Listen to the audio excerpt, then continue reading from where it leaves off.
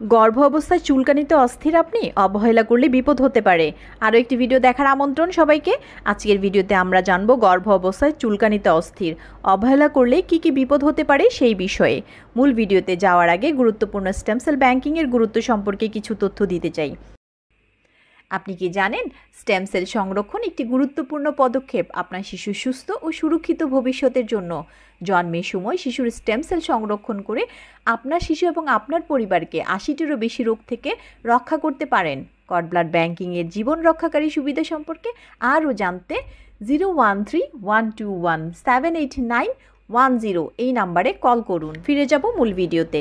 গর্ভবতী মহিলাদের মধ্যে অনেক সময় খুব চুলকানির সমস্যা দেখা দেয়। শরীরের বিভিন্ন অংশে চুলকাতে চুলকাতে অস্থির হয়ে যান অনেকেই।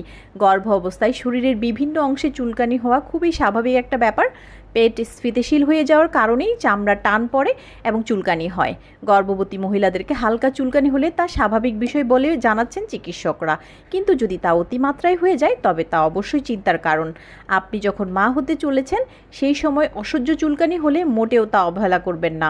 গর্ভ অবস্থায় মাত্রা অতিরিক্ত চুলকানি আসলে একটা অসুখ বলে জানাচ্ছে চিকিৎসকরা। ডাক্তারি পরিভাষায় এর নাম ইন্ট্রাহেপাটিক কোলেস্টাসিস অফ প্রেগন্যান্সি বা আইসিপি। লিভারের সমস্যা থেকে আইসিপি হতে পারে।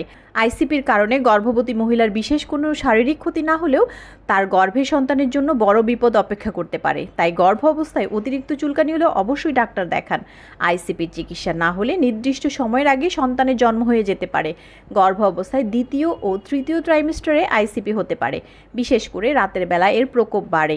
চুলকানির সঙ্গে খিদে কমে যাওয়া, ক্লান্তি, ত্বক হলদেটে হয়ে যাওয়া আইসিপির চিহ্ন। গর্ভ অবস্থায় চুলকানি নিরাময়ের জন্য নিম পাতা দিয়ে গোসল করা হলো চুলকানি থেকে মুক্তি পাওয়ার একটি বিশ্বাসযোগ্য অনুশীলন।